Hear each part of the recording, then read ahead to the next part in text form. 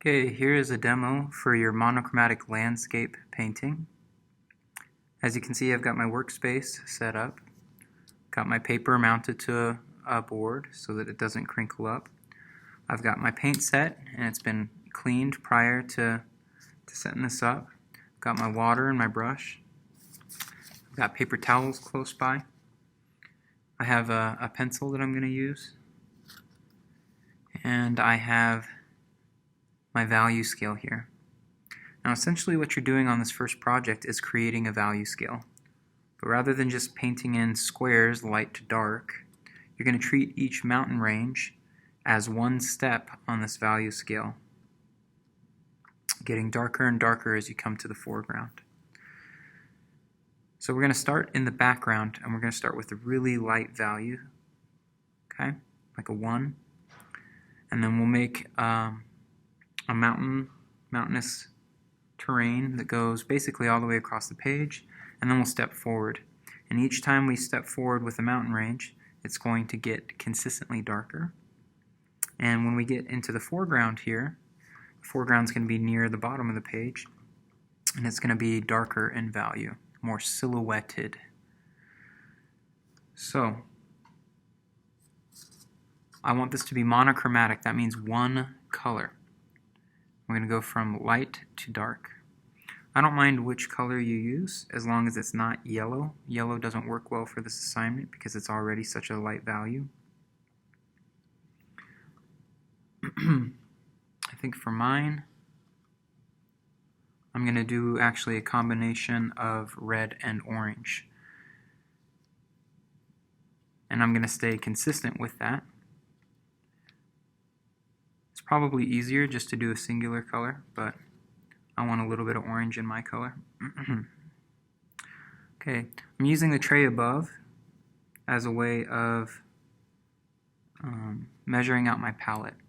Now for the light values in a watercolor painting, you're using the white of the paper. So if there's an area that you don't want to have any color at all, just leave it completely white, leave it just the paper. To make light values, like a 1 or a 2 on our scale, we want it to be primarily water.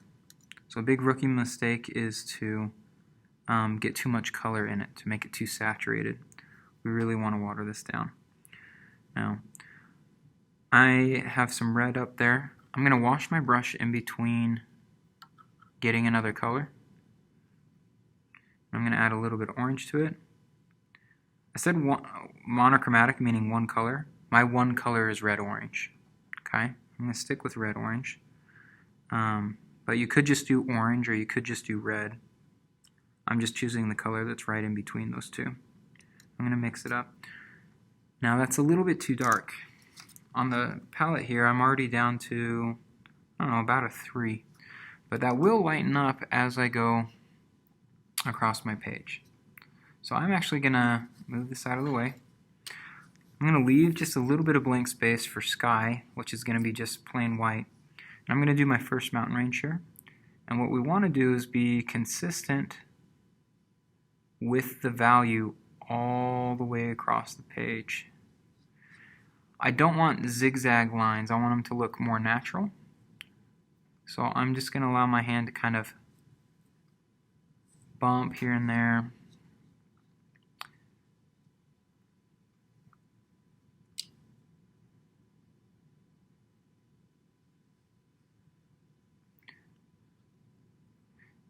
If my watercolor is being put down onto dry paper, it'll make a nice crisp mark like you see at the top of the mountain there. You can wet down a paper first, like this, and then put paint on top of it. But what that does is makes everything bleed into each other and makes it much more of a wash. Now I want to try to be consistent with the value all the way across. Okay, I went over it a couple of times, smooth it out. I'm going to add just a little bit of water to the bottom to kind of smooth that out. Okay. And eventually I'm actually going to overlap this part here. But you can see how this value is pretty consistent across. It got a little bit lighter on that side. I'm going to darken that up ever so slightly over here. Just going to go back over it. Yeah, it's closer to what I wanted. Okay. What we don't want to see is really dark patches. So there's a couple of ways. If you go too dark, you can just add a little bit of water and spread it out like so. If your page is still wet, you can actually take your paper towel and kind of sop it up, and that'll take some of the color out. Okay. Tricky thing with watercolor is basically once you make it dark, it's not possible to make it light again. So we always work from light to dark with watercolor.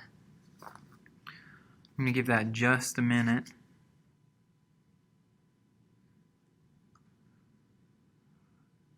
To dry up just a little bit. And while it does, I'll show you another example. This is not a monochromatic landscape, but it follows the same idea. I've got this really light mountain range in the background that goes all the way across the page. And then in front of that, I overlapped it with another mountain range with a slightly darker value, about one step down on the scale. And then I overlapped that again here, and slightly darker again. I left a space here, which represents a lake, because the lake's reflecting the color of my sky, okay, which was blank. I went darker again.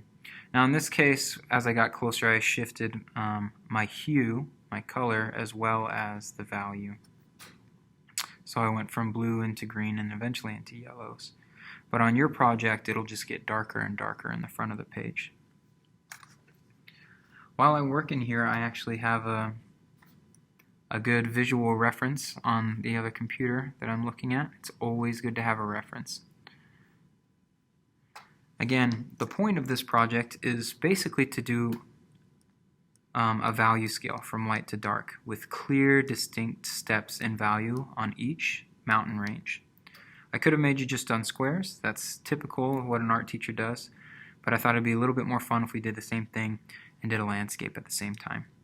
Okay, I gave that just a minute, and that dried up just enough that I can, I think, do my next layer now. So I'm going to do the same thing. My first layer, as you can see, pretty much matches this value right here. On the camera, it looks a little darker. It looks closer to this one on the camera. Okay, but my goal is to just go down one step. I don't want to jump from here to here. And as we go down our value scale, we're also going to work our way down the page. With a landscape, you always start in the background and work your way forward. And that typically is closer to the top of the page because we're typically right side up when we see the horizon, and that is further away. And the foreground gets closer near the bottom of our view. So to make it darker, I'm going to add a little bit more pigmentation. That means the paint, right? And I'm going to water it down just a little bit less than I did last time. The tricky thing is that I don't want to jump from here down to here. I only want to go one step. You can always go darker if you need to. It's much harder to lighten it up. So I usually err on the side of caution and go lighter first. Now I don't want to leave space between my mountain range. I actually want to overlap the bottom so that it looks like this next mountain range is sitting on top of the last one.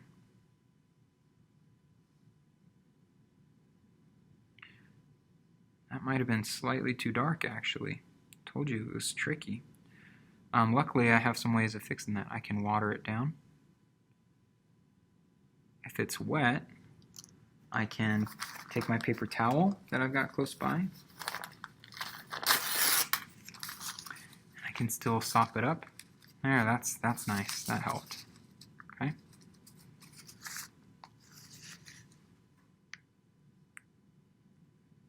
So you should always have a paper towel handy and close by when you're doing this. The other thing that's kind of tricky about this assignment is I want to be consistent with this value all the way across. I don't want it to be light up here and get dark over here.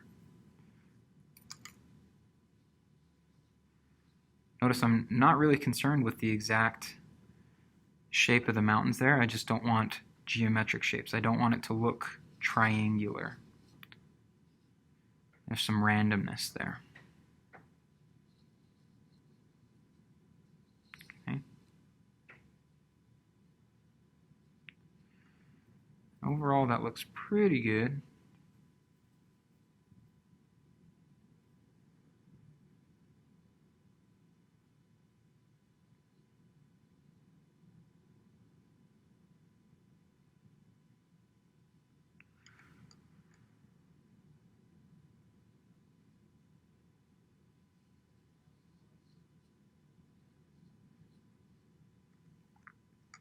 Okay, I'm actually going to just bleed out the bottom of this a little bit. I'm just wetting it down and kind of dragging it down. And that kind of softens that bottom edge. And I'm doing that because I'm eventually going to overlap this. Okay. So I want a little bit of mountain space there that I can then overlap in just a minute.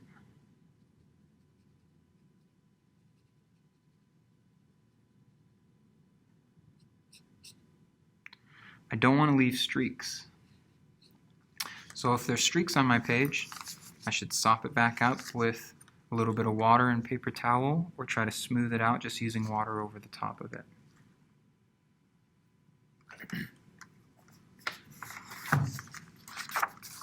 Here's a student example. Okay. Light value, slightly darker again. They did eventually shift into green on theirs. It's best if you stay monochromatic for this assignment. But notice that they increased in detail when they got to the front. We can get a sense of perspective because these trees that are further back are smaller, obviously, and as they get closer, they get larger. Even to the point that in the foreground here, we only see basically a silhouette of a tree and we don't see the entire thing, just part of the tree. That's good. That's a cropped view, and it's just like you would see with your own eyes if you had everything in frame. So our goal is to kind of do the same thing here on our project. As things get closer, we want to add a little bit more detail.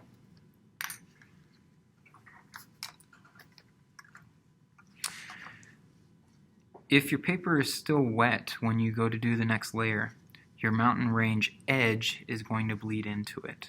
Okay, so that's why we give it just a little bit of time in between. On this next mountain range here, I'm going to go slightly darker again. Kind of line up so you can see the steps there. So we're going to try to get to about here on this one. And I will actually have one of these and compare it to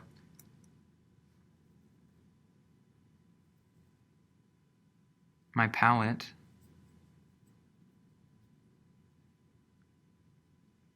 Okay. On this next one, I'm actually going to try to add a little bit more detail as if there's maybe trees. Oh, see, I didn't wait long enough. That's wet and it kind of spread. I'm going to sop that up and try that again. No big deal if I work pretty quickly. Start over on this side. I'm going to try to give some impression of trees on this one. I'm going to do that just by kind of doing more of a jagged motion. Notice when I paint, unless I'm doing super high detail work, I'm usually back further on my paintbrush.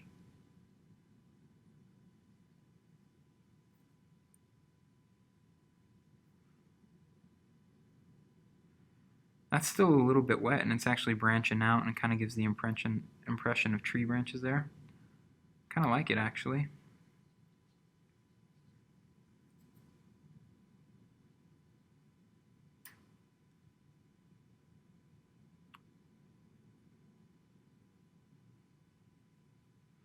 Again, I have a reference close by that I'm kind of looking at.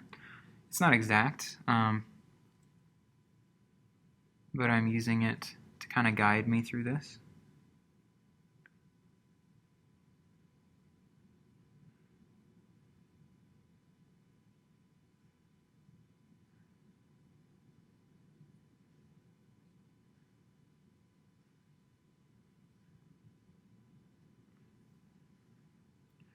I'm going to bleed out the bottom of that a little bit.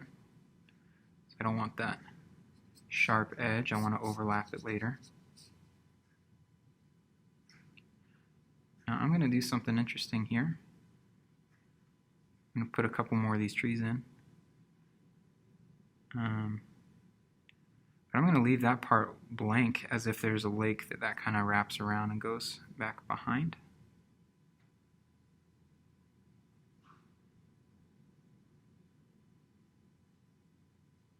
Okay.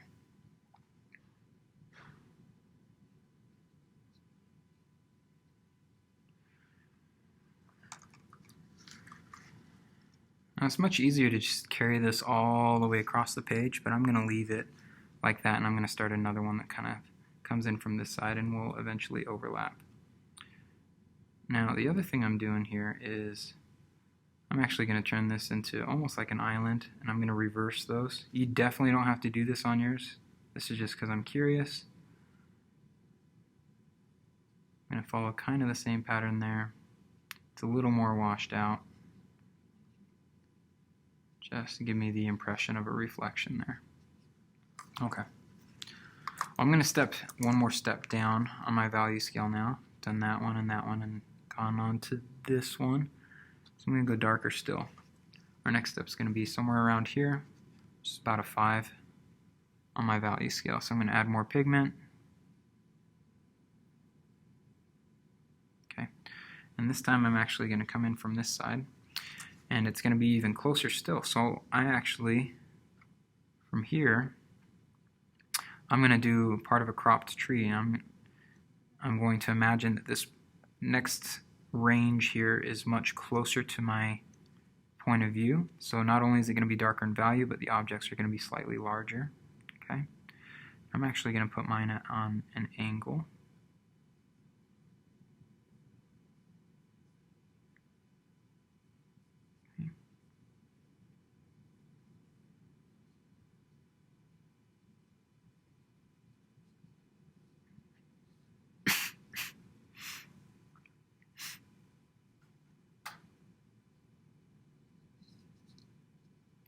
I'm going to bleed out the bottom here because I'm actually going to overlap it in a minute. Just kind of fade that just with some water.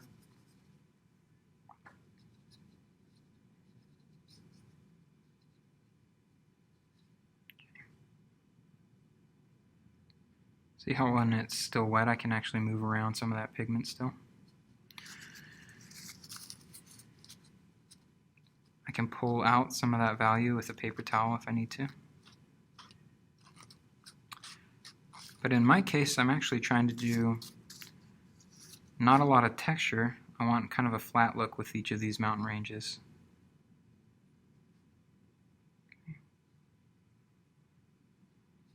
Okay.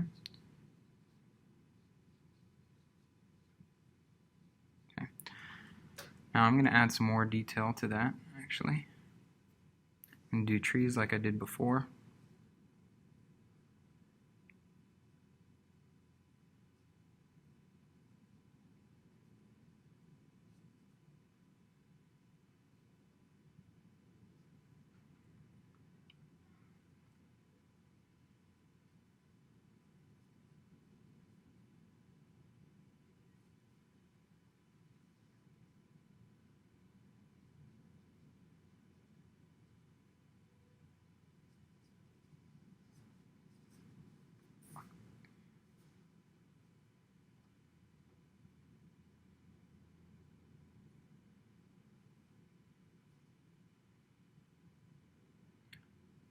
Just using the very, very tip of my brush here.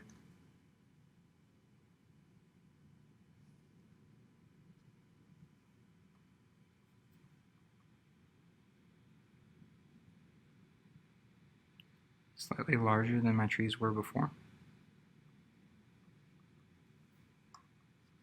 I'll wash out the bottom a little bit. Get rid of that detail.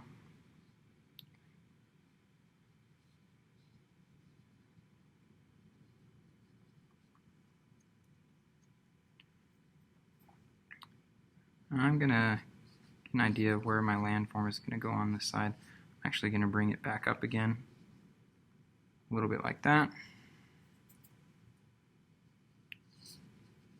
get an overall idea as to what the value of that range is going to be. I think maybe I'll just keep the trees on that side and the side a little more blank. But I want to be pretty consistent with that value all the way across.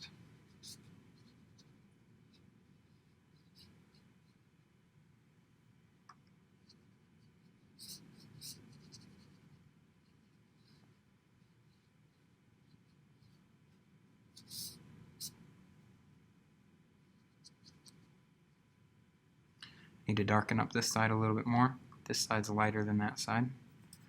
And I want to be consistent. Here's how I double check. I squint at it. Yeah, I'm definitely at that value range here, but over here it's much lighter. It's at least a step up. So I'm going to bring that down.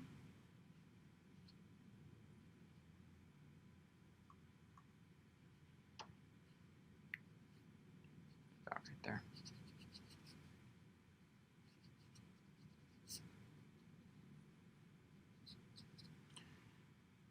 Smooth it out.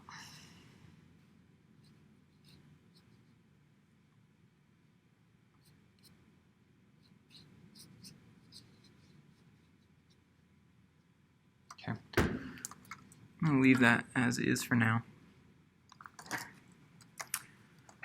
In terms of a demonstration, the only place really to go from here is just continue to go darker in value. Please don't put black in your paint. Let me say that again. Please don't put black in your paint. It's going to diminish the color. If you need to get darker and your color, say I was using straight red, is already straight red and you can't get any darker than this, then what you can do is add just a smidge of the opposite color of red. So you'd have to look at a color wheel. The opposite color of red is green. If you put just a smidge of green in your red, you'll get a darker red. Okay? Or if you wanted to put just another darker color slightly in with your red. We don't want to change it to a different color. We don't want it to suddenly be purple. But if you put just a little teeny tiny bit of a darker color in with it, you'll get a darker red. Okay? And it'll shift the hue slightly, but that's okay. So I don't want it to get all the way down to black, but we do want to get it pretty dark. Right here, we're still only about a value 5. And it'd be great to get down to about a value 8 and just have a silhouette in the front. You can have quite a bit of freedom with this. It could just be mountain ranges the whole way across, but it'll look much better if you add detail as you get closer to the front. This was a previous student's example. They looked at sumi-e art, which is ink painting, right? And this is very different, but you can see that in the background they've got their light values and they did step down as they came closer. If you wanted to go kind of that off the wall, then run it by me. Remember, what I'm looking for on my grading rubric is clear, distinct steps in value. Okay? That's the point of this assignment. It's all about value control. You're going to hear that a lot in this class. So I'm going to do just one more layer here, and then we're going to call that demo good.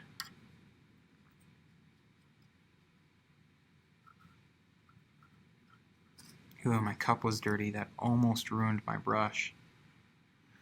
The cup I was using was dirty, and I got black paint on my brush, so I'm trying to wipe that clean. I don't want to taint a nice color that I have going on. Okay, I'm going to go darker still. I'm going to add quite a bit of pigment this time. If you do get other colors back in your color range here, you're going to want to wipe it out with water and with a paper towel. You want to keep these colors here as pure as you can and do all of your mixing at the top, and then clean out your palette every time you're done painting. Okay. Let's do one more range in front. For this range, I'm actually going to do a couple of different types of trees. Again, I have a reference that I'm looking off of. I'll worry more about detail in a minute, but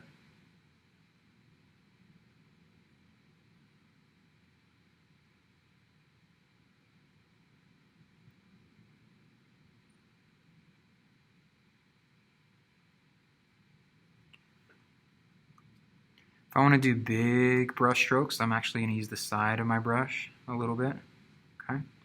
And then I'll use the top of my brush for some detail work.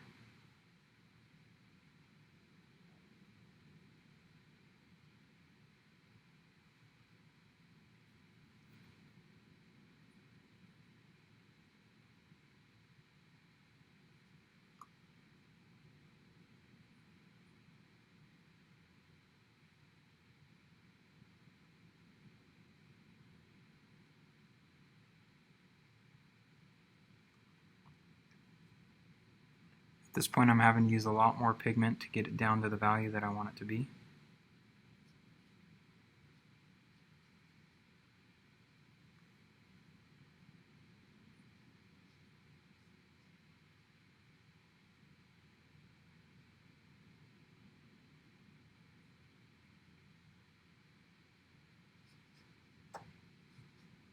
And I'm kind of going off the cuff here, but again, if you have a reference, it's going to be much easier for you to go off of that reference.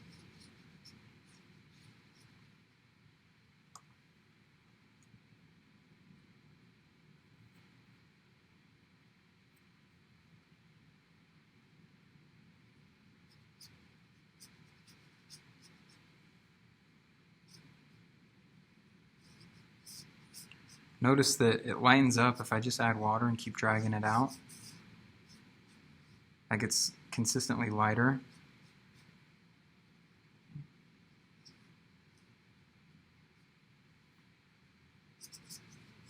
When the paint is very thin and light, we call that a wash. Okay? I actually am putting a wash down first where I want the paint to go, and then I'm going to add in more of the pigment, and that'll more naturally fill in the areas that were wetted down before, like so, and without too much bleed over.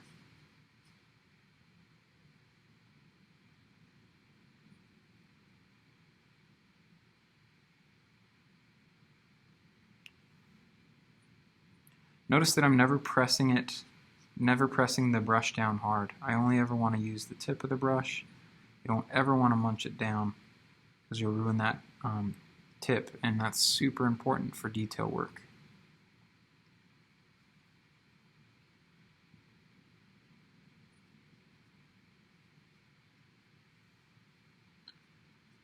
I'm going to drag a little bit of that down. Now, I don't want there to be streaks, and I'm going to screw up on purpose real quick just to show you. Like, it's streaky. I don't want there to be streaks in it. And you work pretty quickly and just wet it down, and you can wipe those streaks out. If it gets really bad, wet it down, and then you should be able to lift some of it out like this. Okay. Having a paper towel around can be really handy for smoothing things out. Okay. I want to go darker than that.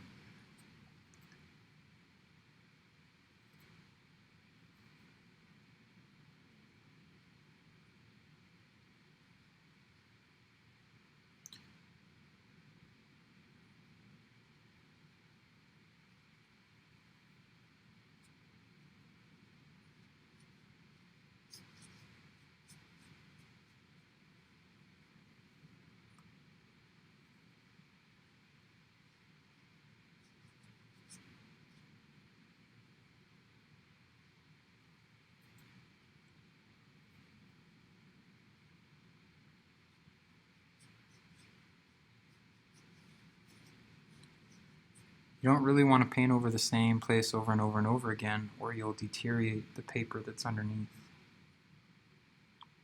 So if you need to make something darker, sometimes it's best to just let it dry and then hit it with the second layer.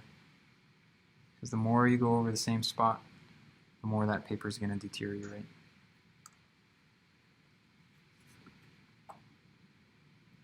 Okay, that should give you a pretty good idea of what we're doing with this first monochromatic landscape painting. If you have questions, you can come see me in class, or you can email me. Please check the rubric and check Canvas for due dates, etc. Add some more detail in here. Just silhouetted detail.